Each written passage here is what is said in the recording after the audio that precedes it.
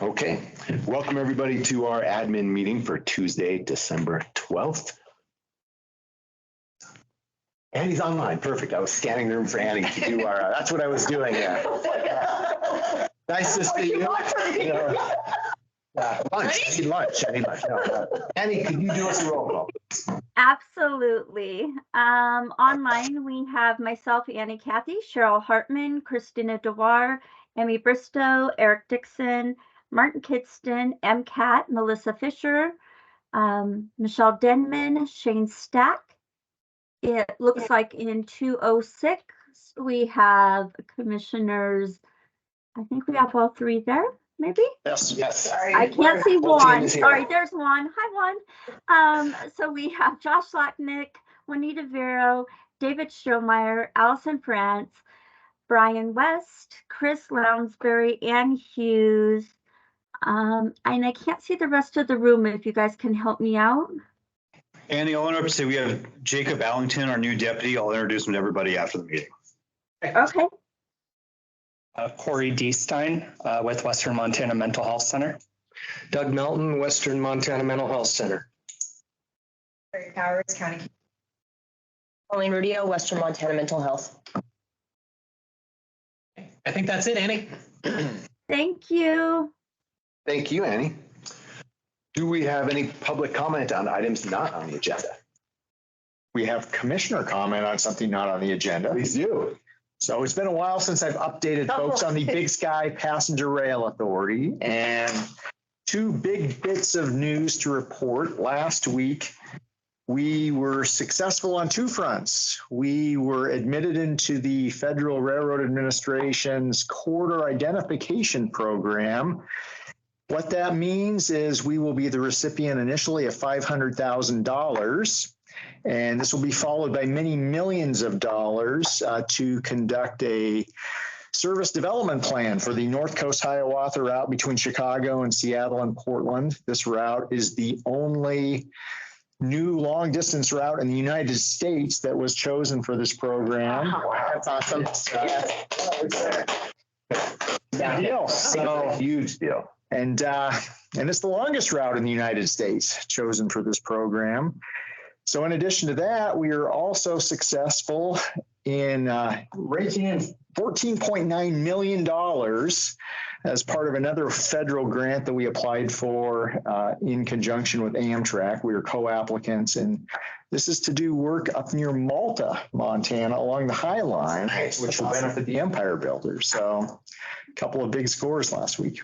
Congratulations. That's such a huge feat. Awesome, I mean, to think how fast this went from an idea to this is pretty amazing. And thank you, Missoula County, because this would not have come to pass without Missoula County's involvement. And without you, Strohmeyer. Oh my God, this is your deal. I mean, this is, 15 years in the making. To create all those alliances across the state with counties that are very different from us. Pretty impressive. They're different. So, that's all I got. All right. Out of Good job. Congratulations. Thanks. Congratulations. Okay, then we, barring any other public comment, we are jumping right into the consent agenda. Anything on this consent agenda anyone would like to pull out and talk about? What is Smart Prepare? I'm sorry. So that is a program that is used by OEM. It allows folks to go on and mark things about their residents, like they might need assistance if they have to evacuate because they have a mobility impairment, or they may have small children at home and those kinds of things. And then it allows them during times of emergencies and disasters to go in and identify those homes so that we can make sure that responders make the appropriate level of contact when they have to do evacuations. Okay, and this is different than Smart 911? Yeah, Smart 911 is a system that allows you to self-enter those pieces of information, but it's only available when you call 911. This is an add-on module to that allows people to self-select in to be able to report that information to OEM, where they can actually go in and query against it when we have an evacuation, as opposed to only being available when you call 911. Oh, thank you. As you will recall. I don't know why you would recall that, but that is what it does. I have signed up for Smart 911 and answered all those questions, and so I thought it was. And there is a box on there that gives you the option of being able to share that information. Okay. Yeah. But it is self-selecting because Smart 911 ensures your privacy by making sure that only the information you select to share is shared. Okay. So thank you for explaining all that. You bet. I want to say something about number one. where we at the county are working in conjunction with NeighborWorks. Eventually, what will be created is called a ROC, a resident-owned cooperative. We have 59 residents, 59 households that live in trailer homes at the Two Rivers Manufactured Home Community in Lolo.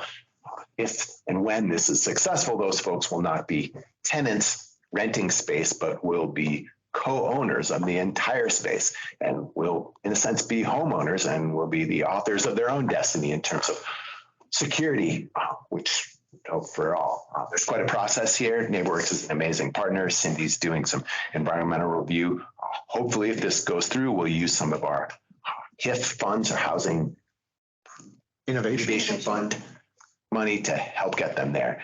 In a housing crisis, this is the kind of thing we should be doing, making sure the folks who have the least enjoy some security as well. I move that we approve the consent agenda. I second. Any public comment? Okay, all in favor? Aye. Aye. Aye. Okay, Eric, you're up next.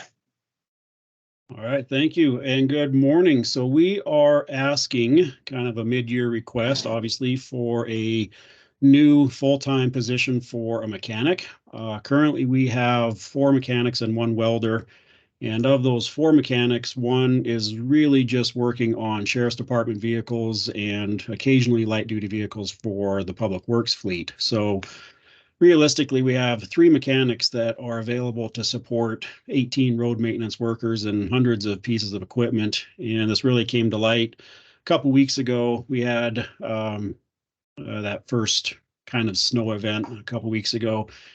We sent 7 or 8 plow trucks out and 5 came back broken down. And with 3 guys, you just can't keep up with that work, either ongoing, and certainly we are behind on our seasonal prep. So, you know, this time of year, we should have a guy trying to get our sweepers ready to go so that when the weather does break, the sweepers are ready. And likewise, towards the end of spring, we should have our paving equipment ready to go. And we're just so far behind that we never get that seasonal prep in addition to keeping up with the day-to-day demands. So we tried a couple years ago to consider transferring one of the road department positions to an additional mechanic position. At that time, our fleet manager thought that he could keep up, and it's just not working. So, and just for a comparison, you know, back in 2005, we had 5 mechanics and a welder just for the road department, and now we're essentially down to 3.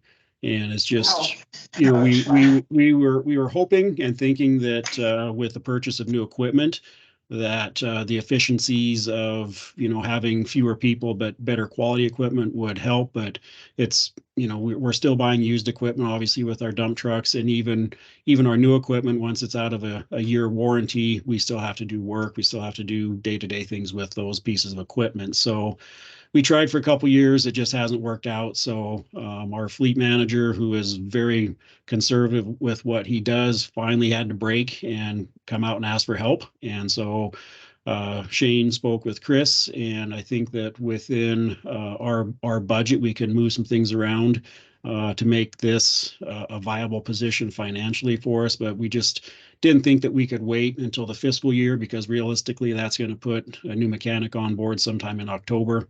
By the time the budget's approved, we do a recruitment. So we're asking to have this approved mid-year so that we can get someone on board as soon as we can and maybe help with the remainder of our winter maintenance support that we're obviously going to need. Thanks, Eric. So commissioners, you'd be approving this today, and then the department would work with Michelle and the finance department for the actual budget amendment. It would come to a Thursday public meeting, but this would allow them to start that process. Again, the road fund, just for the public, is a self-contained fund, and so they are using money that's already in the road fund to fund this position. It's not a new budget ask of new taxes. So, Thanks, Eric. How are we doing pay-wise competing with the private sector for mechanics? I think we're okay. You know, I think that with our road maintenance positions, we've had that debate, that discussion for a long time. I think hourly pay, I think we're comparable. I think where we fall behind with our road maintenance workers is the ability in the private sector to work so much overtime to where their seasonal pay, through a May to October season makes it way more attractive than the year-round constant salary. As far as mechanics go, we've never really had a problem recruiting that I'm aware of. It's been a few years, about maybe 3 years since we recruited. So we'd have to see how it looks, but historically hasn't been a big issue. Oh, that's Glad good to to hear hear. that. Thanks. I'm, yeah, move to authorize addition of one full-time mechanic for Public Works. Second. Any public comment? Okay, all in favor? Aye. Aye. Thanks, Eric. Thank you. Shane. Good morning, commissioners. The next item is for a professional services agreement with HDR Engineering Incorporated to allow them to design a tile replacement on Glacier Creek Road on a bridge over Glacier Creek in Condon. So the CM contract is $19,344.95. That is all funded through Senate Bill 536 and Montana Department of Transportation managing those funds. MDT reached out and just said, hey, there's pile that needs to be replaced on this structure, and they were willing to pay for that replacement. So we're working with MDT on that. Right now, we've got an agreement with MDT for them to fund $38,000 for the replacement of the pier. And so obviously, the 19,000 is below that 38,000, and we've run the proposal by MDT as well to make sure that they're comfortable with the direction we're headed. And so far, they're fully on board with what we're proposing. So. Hey, Shane, it's Dave. So the bridge itself is okay. Just the pier needs to be pier needs to be replaced. A pile. So there's multiple piles on each one of these spans, and so an upstream pile was damaged, and so I think there are still 3 piles across that one particular group of piles. So what we had to do was close off probably about a third of the bridge, kind of that, call it north 1/3 of, or sorry, the southern 1/3 of the bridge, if that makes sense. So the road itself runs east and west. So just imagine the bridge being narrowed up a little bit. So where it was maybe a 2-lane bridge before, now it's maybe a lane and a half. I don't think I know what a pile is. I thought I did, but what's a pile? Well, different than a dirt pile. Just imagine something that looks a lot like a telephone pole that's driven down into the ground that like a pier cap would sit on top of, or like a beam would sit on top of, and then you would, the bridge spans would sit on top of those. So. Okay, got it. Okay. So this is what's rotted out on Boy Scout Bridge? Yeah. Splintered. Or that's a different thing. Well, no, it's pretty similar in the fact that I think the piles are failing on Boy Scout, where this one on Glacier, ice flows, I think, damaged the upstream pile. So I think the proposal for fix right now is just to drive steel pile where kind of right in front of the existing damaged wood pile, and then brace that cap to the new pile. So, Hey, Shane, I can share photos of it if you'd like. yeah, If definitely. that would help everyone. So the design costs half as much as the replacement itself? I think Wait, that's Glacier Creek? Yeah. So Oh. this piling right here used to stand straight up and down, and it was hit probably It's not what you want to bridge. no, and so I'm an engineer, but. yeah. So what Shane? So MDT said that we needed to shift the traffic, so that's where it was standing. Got it. So we had to shift the traffic down.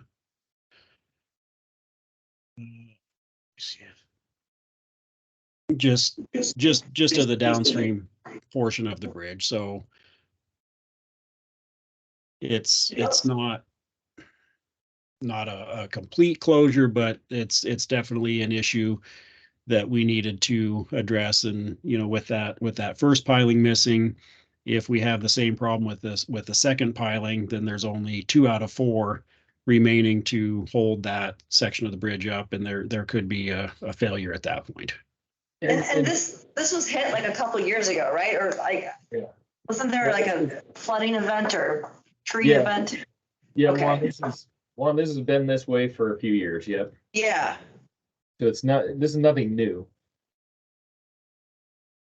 This just gets us a contract to begin a little bit of engineering. And Dave, to your question, you're saying the engineering is going to cost half as much as the construction. I don't think so. I think MDT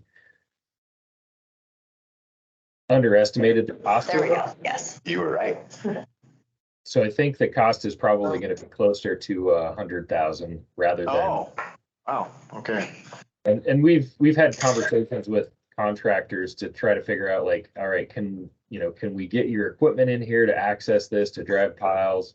So it's not I don't know. It's not a simple fix, really. Just trying to get the equipment in is going to be the challenge, I think.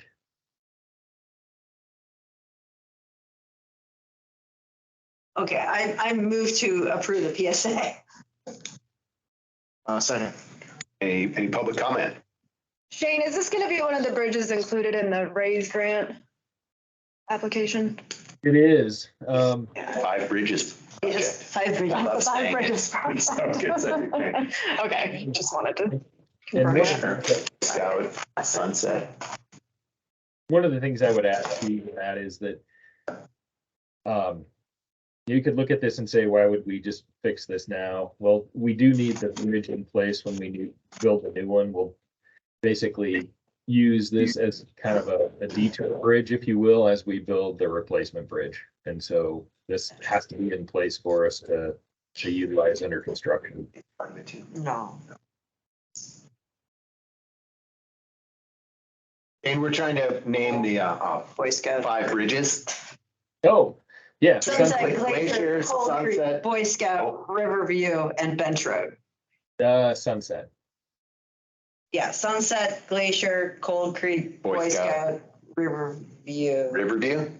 Yeah. Right. So they're the two in Condon are Cold Creek and Glacier, 2 in Sealy are Riverview, Boy Scout, and then Sunset in Reno, Potomac. Got it. Gotcha. Yeah. Thank you. All right, all in favor? Aye. Thanks a lot, Shane. Thank you. Chris? Yeah. So good morning, Commissioners. So I'm going to separate these two out here a little bit, but talk about them together as well. So the first thing you have before you is a resolution to create a revolving loan fund using some of Missoula County's American Rescue Plan Act funds. So as folks might recall, the American Rescue Plan Act came about during the pandemic with specific focuses for where we should target spending.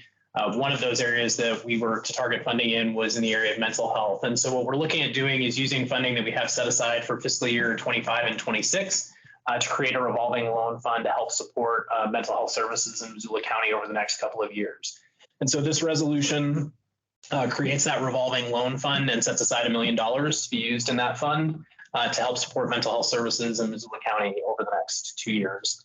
And then right below that, you have the first request to use those funds, and that is a loan to Western Montana Mental Health Center in the form of a revolving loan fund for up to $750,000. And as you'll recall, Western was here last week, talked a little bit about some of the challenges that they've been facing, especially coming out of the pandemic related to the need for mental health services in Missoula County, as well as some of the challenges as the kind of the repayment process has kind of lagged behind at the state, and as the state has worked to increase the Medicaid rates. And Colleen Rudio is here from Cascadia, who's helping to lead Western right now. And she came in with some good news that I'll ask her to talk about in just a minute related to that. But that's what these two pieces do. The first is the resolution that creates the revolving loan fund, and then the second is authorizing a loan from that fund up to 750,000.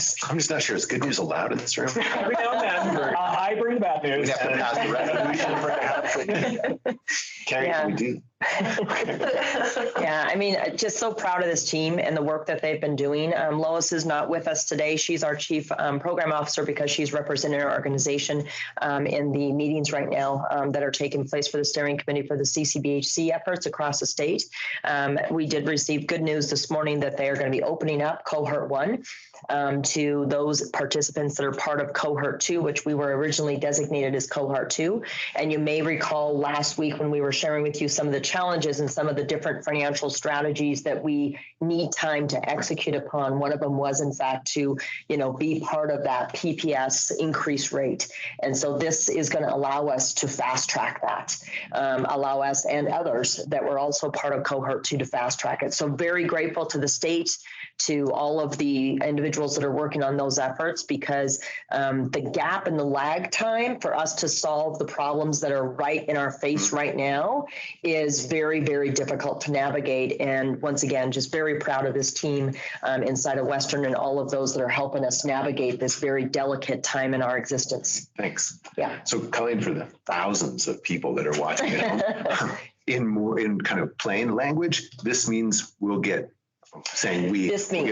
more money from Medicaid than we used to for the same treatment. Yeah, so a couple of things. The first thing that it means is Western was actually the recipient of several CCBHC grants over the last several years. And that acronym means? And it means, I'm going to have him help me. Community-based health systems. I know. And so I get mixed up with all the acronyms as well. So what that is a standards that allows us to operate inside of a community with the partnerships to make sure that service does not have any break in its continuum of care. And so we've been part of those efforts for the last several years. This now is a statewide effort. And so what this is going to allow us to do is it's going to allow us to fast track some of the strategies that I was sharing with you last week that we have in place for each county. For example, yesterday I was up in Flathead County meeting with all of their representatives. We're looking at reopening Glacier House on that premises. In the next couple of months, we're also looking at kicking off a crisis receiving center initiative that will, of course, require funding and so on and so forth. And then I'll be over in Butte on Friday, gearing up those additional conversations. So this, plus what you are doing for us with this revolving line, allows us to start moving into these other communities and really, stabilize our services here in Missoula, which will then allow the organization to continue to stretch out and stabilize across our entire footprint. What are some of those services in Missoula that will continue and be stable because of this loan? Oh, I'll tell you what. So the Crisis Receiving Center is actually one of those areas we are talking right now about. You may recall back in the spring, there was a lot of conversation around Western moving away from a 3.1 care back into a moving away from 3.5 care back into 3.1 because of staffing issues, funding issues, so on and so forth. So this is going to allow us to revisit that. Corey can maybe speak to a little bit of the fact that we're going to be working on determining whether or not we can open up a 3.5 again here in the community. What's the functional difference? The level of, so a 3.5 is they're both considered residential, but your 3.1 is more of your come and go. They have Independent. different level of independence, a different need, whereas a 3.5, it's typically a 28-day stay where you stay there the entire time. There's nursing monitoring. They're at a different stage of the withdrawal process. And right now, what's our situation around 3.5? Do we have We don't have good stable 3.5 in our communities. This would stabilize it. This would restabilize it. High need, I imagine. Very high need because it's part of that continuum. So part of the CCBHC structure is a continuum of care. And when you have breaks in your care, such as not having enough 3.5 or in other communities not having the stabilization centers available or even a crisis receiving center, you have breaks along that continuum of care. And any break in that continuum, unfortunately, puts forth an opportunity for an individual to have a break in their cycle of recovery.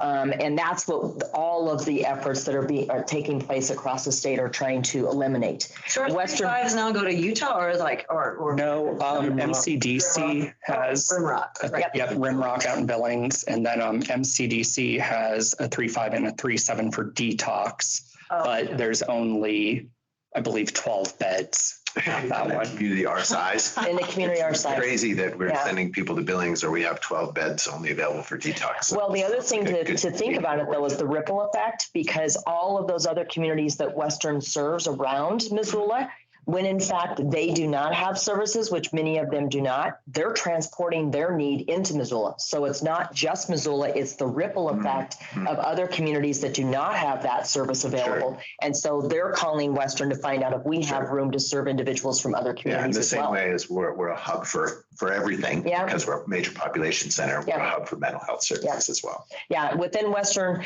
you know, the Missoula community is our largest hub. It's part of our, what we refer to as our urban ecosystem. And then our other ecosystems include our rural, our frontier, and our tribal communities. And if our urban system is not stabilized, and if we do not have all of the continuum here to create the procedures, the continuum of flow, the workflows, everything gets created here, we can't then take that and bring it out to other communities. So Missoula has to be stable as a core to this organization's existence. And the first thing you're saying about fast tracking, that was about Medicaid. Is that right? Yeah, so there'll be an increased rate That's what I that was goes getting at. along with being part of an approved CCBHC. That's a longer process that the state is under, but just having us move and be able to be in that first cohort takes us out of the second leg of the race and puts us in the first leg of the race. Great. So we just got brought up to the first leg. Which eventually means greater financial stability. And it also means a lot more support.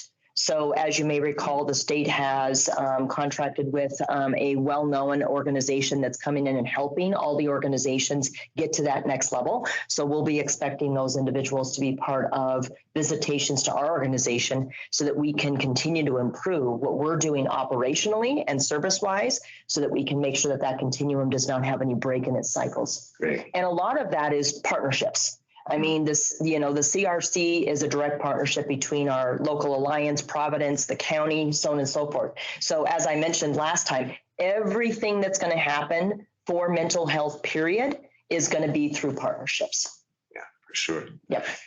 Martin, there's a lot of technical jargon here. If you want to ask Colleen some questions, we're happy to make space for that. Thank you. She's been very eloquent so far. So good to go on this end right now. Thanks, Martin.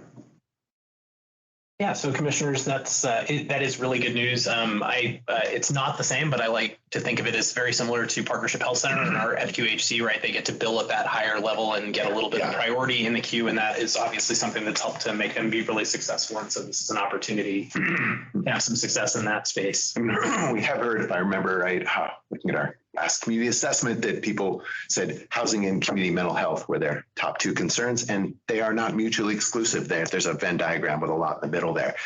We're really excited to see this development. Well, and I will say, I mean, with the work that our organization does, we see the impact in the business economic development community and in the business community itself. How so? With mental health. Well, I mean, when you think about it, you know, business owners are faced with not only trying to run their business, but they're also faced with everything that comes into their business, either from a customer perspective, a guest, from an employee perspective. And that's some of the stuff that we're talking about inside of our organization is how do we serve and show up even in our business communities. So there's a lot of great conversation happening. And once again, this one particular act, I'm going to say act of kindness from the county is going to give us the breadth to go ahead and start working on some of those other things that are going to make that difference. So thank you. Yeah, I mean, it's not like we don't enjoy being recognized as kind, but this feels like the kind of thing we're supposed to be doing. This is a social and political obligation. We want to make sure people get the care they need and keep that cycle, the progress of healing happening, and keep people from falling into harder situations that are more difficult to pull themselves out of. And we all feel the effect on that, socially, economically, et cetera, not just the people who are in it. Yeah, we've all been in a place where we were either on a personal journey of mental health, of physical health, of spiritual health, whatever it may be. And if you hit a break point and there's a gap in that journey for yourself, it's harder than to restart that entire process. So that continuum of care is really a critical component to recovery. Thanks. Yeah. I move that we approve items 3 and 4. Oh, double. A second. Or do we have any public comment? Okay, all in favor? Aye. Thank you. Thank you guys for Thank coming you. back. Thank you very much. Yeah, and please do let us know how things are going over the next couple of months. We will. Okay. Do we have anything else? That is our last thing today. Thanks. All right. Thanks, everybody. Yeah, thank you. Bye. Oh, is there going to be an introduction? I'll do it after the meeting. Oh, okay. Sorry, Commissioner. Martin has his Hang on, hand up. Martin. Hey, Mark has his Sorry. hand up. Flurry of activity. Yeah, sorry about that, Marty. Hey, sorry about that. I know you guys are eager to move on. Just, I wanted the clarity. Does this loan get repaid or how does that work? Does it get reimbursed down the road and how does that process work? This is, oh, no, go ahead, John. Say, this is a loan that will be repaid. Okay, good enough. Thank you. Yeah, thank you. No problem. That's what we said too. Yeah. Thanks, Martin. Did Annie have something or? No, she was just trying to catch you that Martin had a question, so. Okay. Yeah. Wait,